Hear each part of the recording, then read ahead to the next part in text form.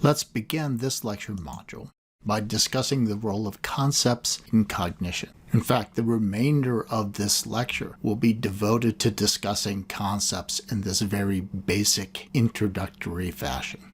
We'll then build upon that notion of concepts and discuss ontological frameworks. I introduce the notion of ontological frameworks in this manner, in part because one of the themes of my discussion of ontological frameworks and of the development of a scientific treatment of an empirical domain consists in the idea that science operates in a way that is not discontinuous with ordinary cognition. The mechanisms that are operant in our everyday cognition are the same mechanisms that are operant when scientists develop a systematic treatment of a scientific domain. This is not to say that science is the same as ordinary cognition. As we'll see, science develops by optimizing different constraints on these basic mechanisms. And in doing so, it creates something that is akin to, but somewhat different from, the structures that we use in our ordinary, everyday cognitive interactions with the world.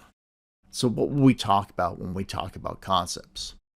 I'll start by talking about the role of concepts in cognition generally, and I'll distinguish two important roles that concepts play in cognition. First of all, concepts underwrite categorization, the fundamental typing of objects, properties, events, and relationships within our experience.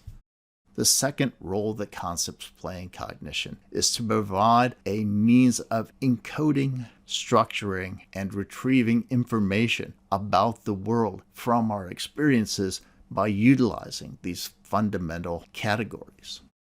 We'll then turn our attention to three important features of concepts that underwrite or facilitate their serving these roles. We'll begin by discussing how concepts promote cognitive economy, how concepts help us to balance the amount of information about an object, an event, a property, or relation so that we can manage that information and effectively interact with the world. Of course, we don't always achieve cognitive economy. We can sometimes fail to achieve cognitive economy. And so we'll discuss failures of cognitive economy as well. The next feature that we'll look at is the feature that concepts facilitate the encoding, organization, and retrieval of our knowledge. And again, they can also fail or be only semi-successful in encoding, organizing, or facilitating the retrieval of our knowledge about the world. And finally, we'll talk about this third feature, the feature that concepts facilitate our ability to learn about the world and our ability to make inductive inferences about the world. And just as with the first two features, we'll discuss briefly how our concepts can fail to achieve or imperfectly achieve these goals, these features of learning and induction.